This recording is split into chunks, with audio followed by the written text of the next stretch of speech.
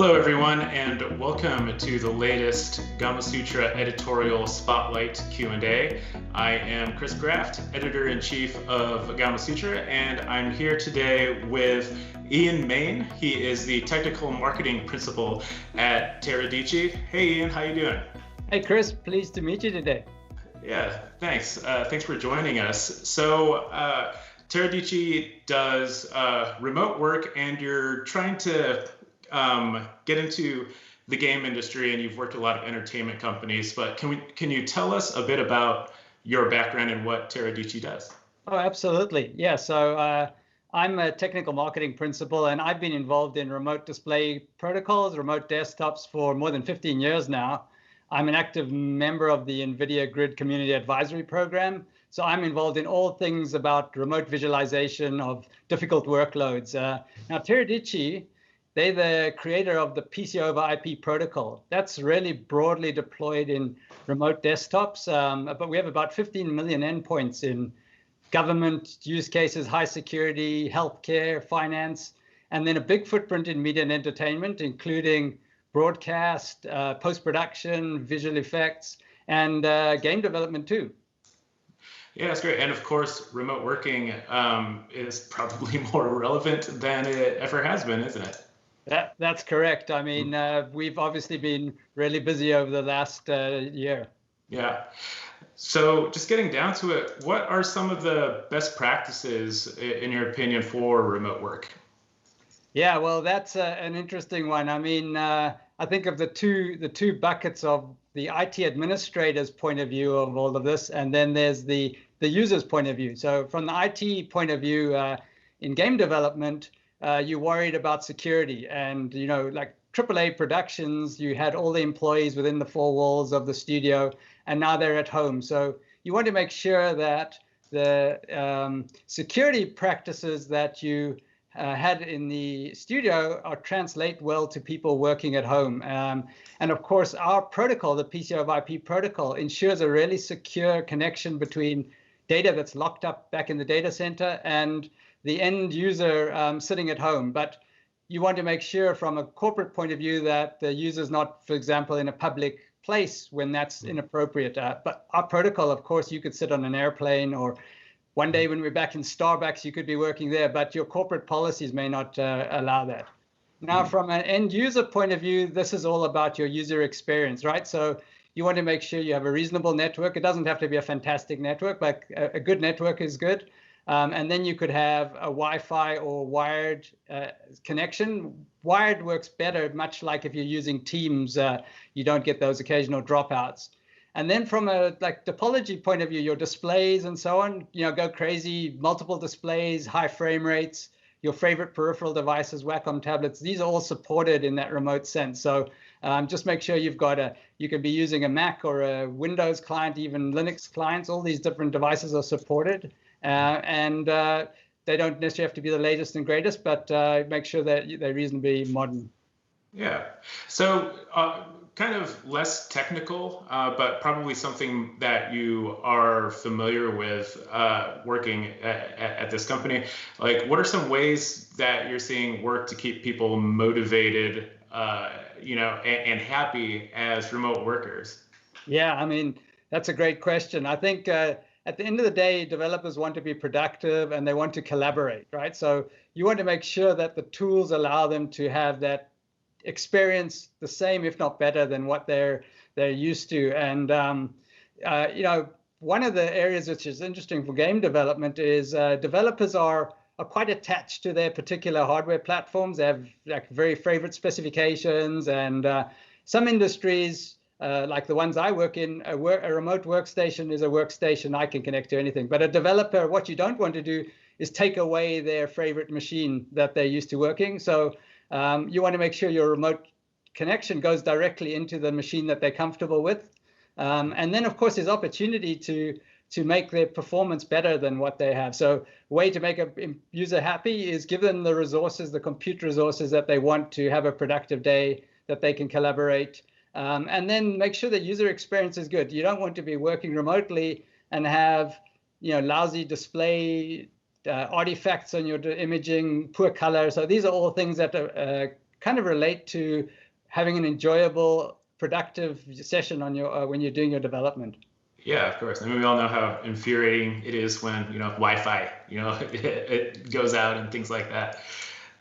So Teradici's focus, it's been on the wider entertainment industry as far as I understand. So as you're looking for more game developer clients, what can your company, well, like what does your company do for game developers in particular that's unique from your other entertainment industry clients? Yeah. I mean, what's interesting is the commonality between game development and post-production. It may not be obvious to some, but starting with the intellectual property that's, there's millions of dollars of funding for a program in both of these industries. So that content needs to be secure. Mm-hmm. Then from an artist or a developer's point of view, the tools are very similar. We're using Autodesk, Maya, Blender, ZBrush, and then the actual pipeline side of it, where you're actually doing the Linux work or whichever your favorite operating system is. There's some differences there because on post-production, you're doing offline rendering and you want to automate that. And in game development, you're building real-time runtime engines. So there's slightly different things, but the actual implementation at some levels is very similar. What we see different from the game development point of view is we also want people to be able to use their consumer grade graphics cards because there's some parts of the development process where you're using high performance workstations, but there's other parts where you're using the target environment of your end customers, which would be your GeForce or AMD graphics. So you want to, and that's not the same for the broader media and entertainment industry. So you need to support all these different platforms. Mm-hmm.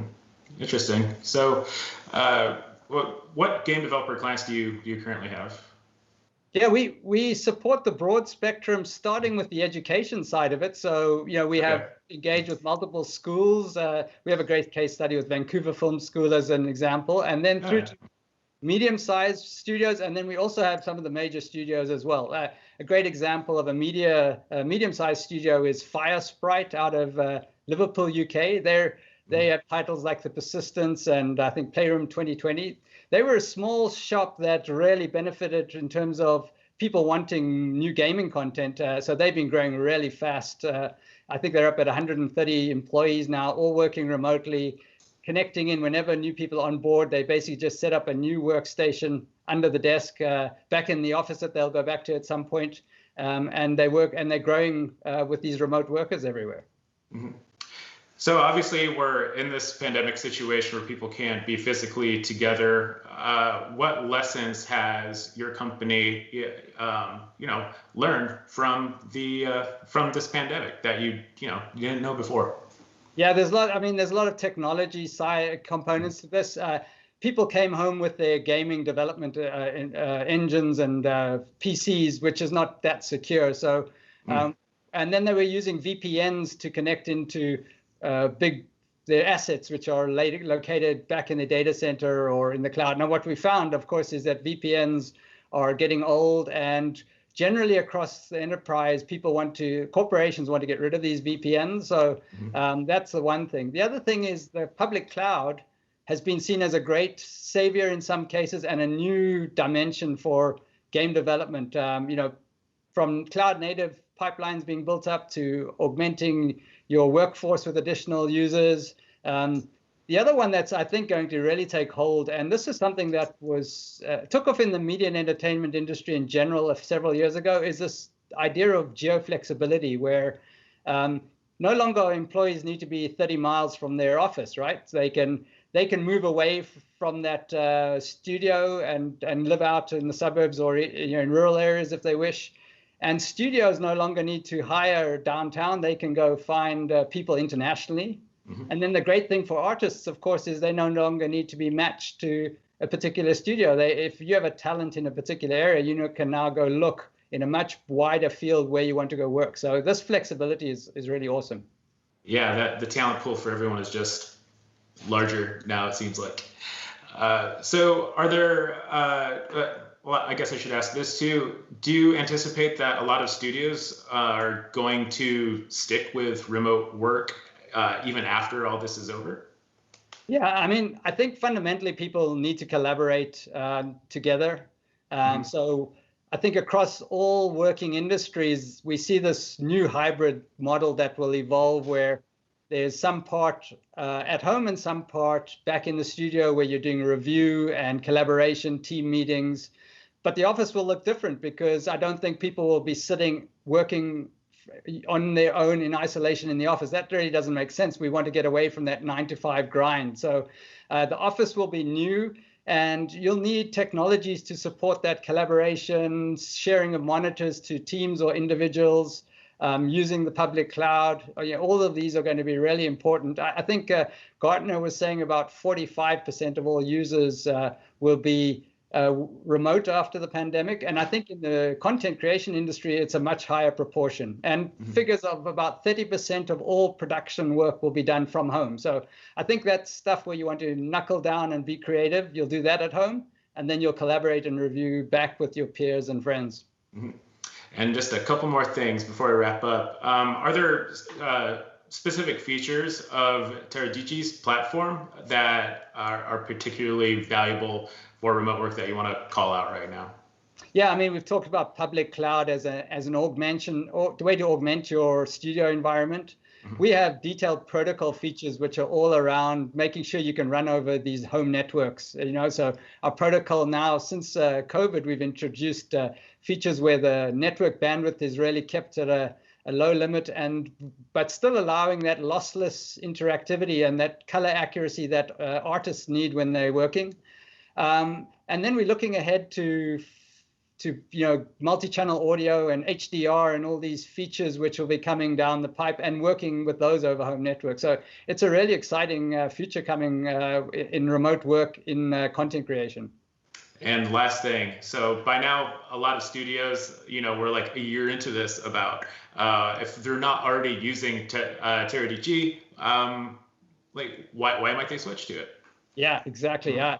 I think people went home in an emergency way. So they took their computers home, they had piecemeal solutions, security was secondary. So it's all being re-architected now with the security eyes looking at doing this in a more secure way. But now that the cloud has come into the play, we're saying, you can now spin up additional resources. You can take advantage of companies like ours, adding controller support and supporting all the needs. So it's going to be a much cleaner, more efficient pipeline rather than this piecemeal original solution. And so I think some studios just had parts of their development taken care of, others they just deferred, and now they're able to build a sort of clean solution with a single protocol. So that's why we're seeing business really upticking right now. Great. Well, thank you so much, Ian, for joining us. Appreciate the insight, and stay safe out there. Chris, it's really been fun, so thank you very much.